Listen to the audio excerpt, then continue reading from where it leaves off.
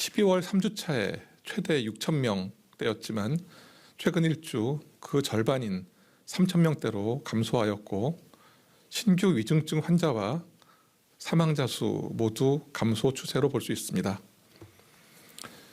오미크론 변이 검출률은 지속 증가해서 국내 검출률이 처음으로 10%를 넘었습니다. 60세 이상의 3차 접종률은 80.7%로 지속 증가 중입니다.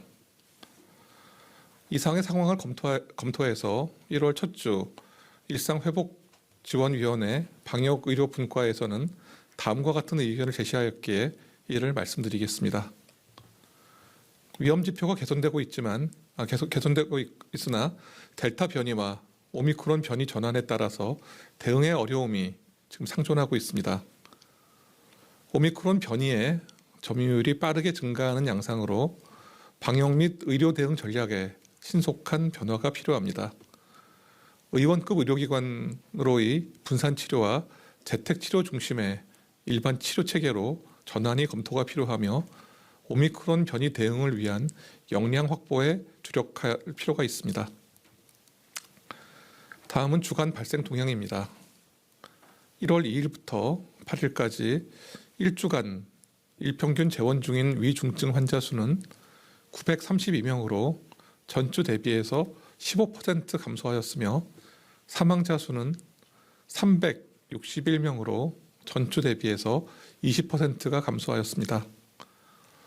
1월 1주 사망자 수는 60대 이상이 341명으로서 94.5%를 차지하고 있고 40에서 50대가 15명, 30대 이하가 5명이었습니다.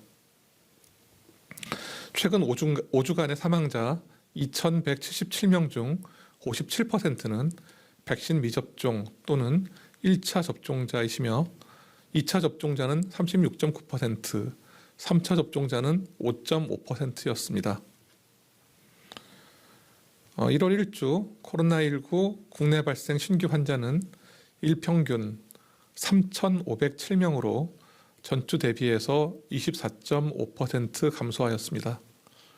사회적 거리두기 강화 조치 연장 이후에 수도권과 비수도권 모두 유행 규모가 점진적으로 감소세를 보이고 있습니다. 주간 감염 재생산 지수는 전국 0.82로서 3주 연속 1 미만을 유지하고 있으며 수도권은 0.81, 비수도권은 0.83이었습니다. 변이 바이러스 검출 현황을 살펴보면 국내 감염 사례는 델타형이 87.5%이고 오미크론형 변이는 12.5%입니다. 다만 해외 유입 사례에서는 오미크론 변이가 88.1%로 전 세계의 코로나19가 오미크론 변이로 대체되고 있음을 시사합니다. 확진자가 주중 3,000명대로 감소하고 위중증 환자가 2달여 만에 감소세로 전환되었지만 오미크론 변이 국내 확산의 위험 요인이 있으며 1월 중에 오미크론이 우세 변이로 될 가능성이 높습니다. 정부는 오미크론 우세화에 대비한 의료 그리고 방역 등 분야별 종합 대응 계획을 수립하고 있습니다. 다음은 주한미군 부대 내 방역 강화와 관련하여 말씀드리겠습니다. 중앙방역대책본부는 주한미군 코로나19 확진자 증가에 따라서 주한미군 측과 지난 1월 6일 긴급회의를 개최하여 부대 내 코로나19 확진자 발생 상황을 공유하고 방역 강화와 지역사회 전파 최소화를 위한 방안을 논의하였습니다. 주한미군은 재택근무 확대, 부대 내 검사 강화, 부대 밖 다중이용시설 자재, 3차 접종 동료 등을 실시할 예정입니다. 아울러 우리 정부는 주한미군 부대 인근 지역 주민의 3차 접종을 독려하는 등 지역사회 방역관리를 강화합니다. 유행 상황이 안정될 때까지 주한미군, 질병관리청, 또 관련 지자체 간 주 1회 정례회의를 통해서 진행 상황을 주기적으로 관리하고 또 추가적으로 필요한 조치들을 협의해 나갈 예정입니다.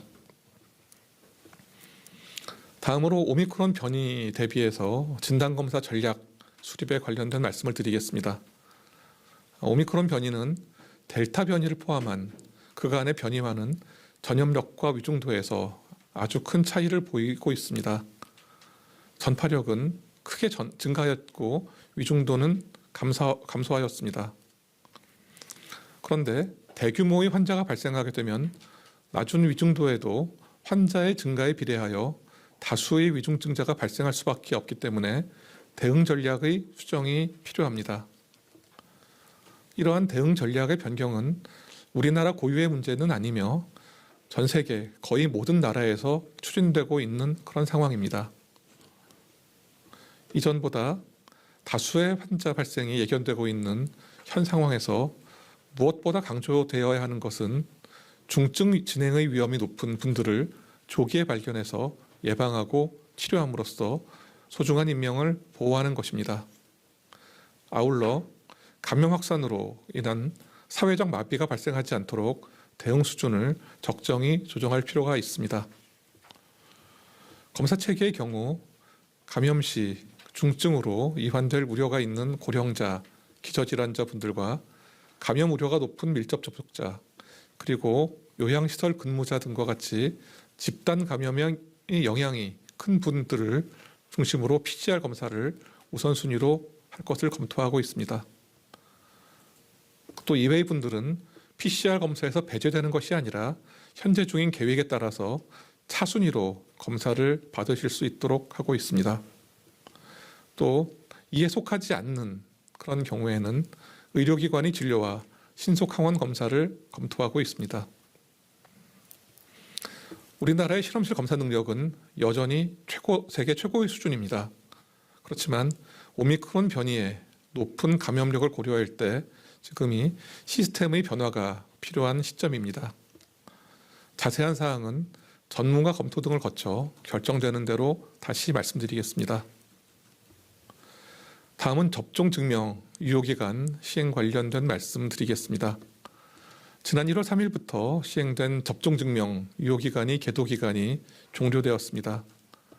접종 증명 유효기간은 2차 접종 후 180일까지 인정되고 작년 7월 13일 이전 2차 접종을 받으신 경우에 3차 접종을 받지 않으셨다면 1월 10일부터는 일부 실내 시설 이용이 제한될 수 있습니다.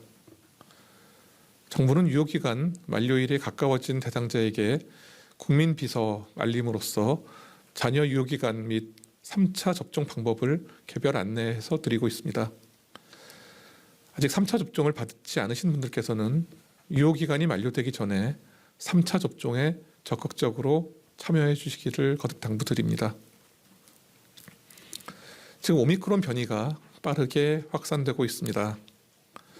오미크론 변이의 증상은 델타에 비해서 경미하나 그간의 어떤 변이보다 빠르게 전파되는 특성을 가지고 있습니다. 따라서 감염이 크게 확산되면 방역 대응과 의료 대응 여력에 과부하를 초래하게 되고 증증 환자와 사망자의 증가로 이어질 수 있습니다. 2주 연속으로 위험도 평가 결과가 개선되었지만 아직 긴장의 끈을 놓을 수 없는 이유입니다. 국민 여러분께서는 3차 접종에 적극적으로 참여해 주시고 손 씻기, 마스크 쓰기, 자주 환기하기 등 기본 방역수칙 역시 철저하게 지켜주시기를 부탁드리겠습니다. 정부도 최선의 노력을 다하겠습니다.